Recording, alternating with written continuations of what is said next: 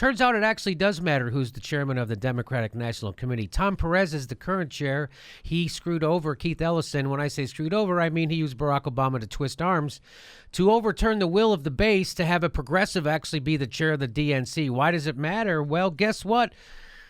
Shake-up at Democratic National Committee, longtime officials ousted. By the way, they're having the Unity Commission meetings this week in Las Vegas, and on the eve of the Unity Commission, Tom Perez purges the party of a bunch of longtime progressives who were delegates. This is what's happening. A shake-up is underway at the Democratic National Committee as several key longtime officials have lost their posts, exposing a still raw rift in the party and igniting anger among those in its progressive wing who see retaliation for their opposition to DNC Chairman Tom Perez. That's what it looks like.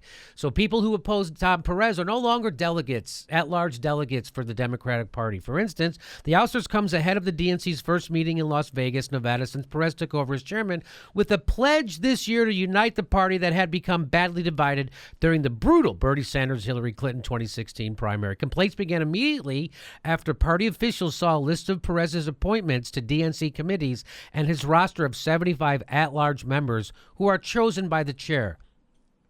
So they have 75 at-large Democratic National Committee members.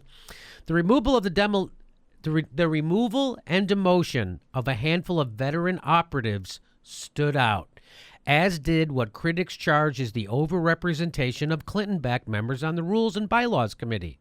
By the way, Donna Brazil's on the Rules and Bylaws Committee. Does she understand rules? Let's remember she had to leave CNN because she's a cheater. She's on the Rules and Bylaws Committee, which helped set the terms for the party's presidential primary, though other Sanders and Ellison backers remain represented. Those who have been pushed out include, ready, here we go, Ray Buckley, the New Hampshire Democrat chairman and longtime DNC official who ran against Tom Perez for the chair before backing Keith Ellison. He lost his spot on the executive committee and the DNC rules committee. Isn't that something? Maybe he thinks some of those rules need to change. Maybe he thinks some of those rules need to change. James Zogby, the president of the Arab American Institute and prominent Sanders backer, is no longer co-chair of the Resolutions Committee and is off the executive committee, a spot he has held since 2001. Gone. Alice German, the party's longtime former secretary and vocal Ellison backer, who was removed from her at-large appointment to the DNC. Barbara Kaspar Sipperstein, who supported Ellison and Buckley, was tossed from the executive committee. Remember when Keith Ellison said, we're going to do this, they're going to go on they're buddy-buddy. They came out, him and Tom Perez, shoulder to shoulder, buddy-buddy. Was Keith Ellison really, really that naive to not know that Tom Perez was going to screw him over and every other goddamn progressive in that party as hard as he could? Did Keith Ellison, was he really that gullible? Or did he just fold? What? Would he tell progressives to buck up today? Would he say that again now after this? I mean, I'm curious. I don't know. Well, I'm curious. I would tweet at Keith Ellison and ask him that question, but he's blocked me on Twitter. All right, I'll do it.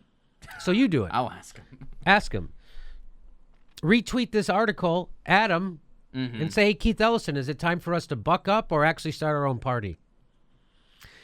The move exposes a rift in the partnership between Perez and his deputy chair, Ellison, who have publicly broadcast their bromance since Perez tapped Ellison for the post. A pretend post. It has no power. It's just a bullshit post. And Keith Ellison went along with it. And Perez tapped Ellison for the post in a show of unity after their hard-fought race this year for the party's chairmanship. I'm concerned about the optics, and I'm concerned about the impact, Zogby said, of the changes. I want to heal the wound of 2016. Buckley said that while he understands Perez as chairman can do as he pleases, it's all just very disappointing. Germond has been on the DNC since the 1980s and was a vocal backer of Ellison for DNC chairman. It is quite unusual for a former party officer who has been serving on the DNC for forever to just be left out in the cold without even a call from the chairman, Germond said. So I assumed it had something to do with my support for Keith. Yes, yes. So this is retaliation against progressives. The DNC denied any retaliation, saying that the changes were an effort to diversify and freshen the party's leadership and that all the party's officers had a chance to offer input. They touted new additions like Marissa Richmond, a millennial black transgender activist and the first Dreamer member, Ellie Perez, to point to the DNC's effort at diversity. Again, they're doing identity politics. I don't know what those people's politics are. I've seen lots, so I don't know what their politics are. Despite the shakeup, Zogby's still the co-chair of the party's Unity and Reform Commission, which is fucking hilarious that they have that. This is a family. We've always operated that way. That's what Zogby said. That's what it said in that news piece, except if you go to James Zogby's Twitter feed, he doesn't say that. On his Twitter feed, he tweets out an article about it, and he says, this doesn't bring the party together. It deepens the divide at a time when we need all hands on deck for 18 and 20. That's exactly what this does. This is the Democrats wanting to lose to a Republican, then win with a progressive. This is Tom Perez wanting to lose to Republicans, then win with a progressive. And this is Keith Ellison taking it. Just taking it. Just taking it. Propping up that bullshit. Just taking it. Yeah, I mean, I'm not familiar with the politics of the new appointees either, but I do notice a trend here where it's like, who's in a position where they might be able to influence some change? Right. Okay. Do they want some change? Or they may be discouraged by some of the stuff that's happened. So could they try to rock the boat? If so, they're out. They're out. That sends a very clear message. I saw this on the internet. It says, in a week, the DNC chair, Tom Perez, has appointed an anti-minimum wage lobbyist, Dan Halperin, to the Finance Committee. We reported on that. I don't know if we reported on this show. Yes. I did it at Aggressive Progressives. Appointed Donna Brazil to the DNC Rules Committee after she had to resign as acting chair for misconduct. Dismissed several pro-Sanders and longtime DNC members and proposed adding lobbyists from Fox News, Citgo Oil, and Wall Street Citigroup as super delegates. That's good old Tom Perez. Tom, that's why they boo you when you show up in public. That's why you get booed in public. And this is the Democrats overwhelmingly letting you know that they are wanting to lose again. They don't give a shit. This is one big group and you ain't in it, and the group's Wall Street Cash Group. It's Big Pharma Cash Group. It's the Military Industrial Complex Cash Group. It's Fossil Fuel Oil Cash Group, baby, and you ain't in it. And that's Tom Perez. And that's Tom Perez, the death of the Democratic Party. That's Tom Perez selling out America. That's Tom Perez working against you. Tom Perez is working against you. Tom Perez doesn't give a shit about you, and he's working against you. Yeah, you know, it's just one of those things. How many slaps in the face can you take before you turn and go elsewhere? I mean, you know, I have a lot of friends and colleagues that still have not abandoned hope in the Democratic Party, and we see eye to eye on a lot of things, and they're like, Ron, come on, why won't you just, lesser of two evils, blah, blah, blah, why won't you just get in line? And my honest answer at this point, I was like, they're not letting me.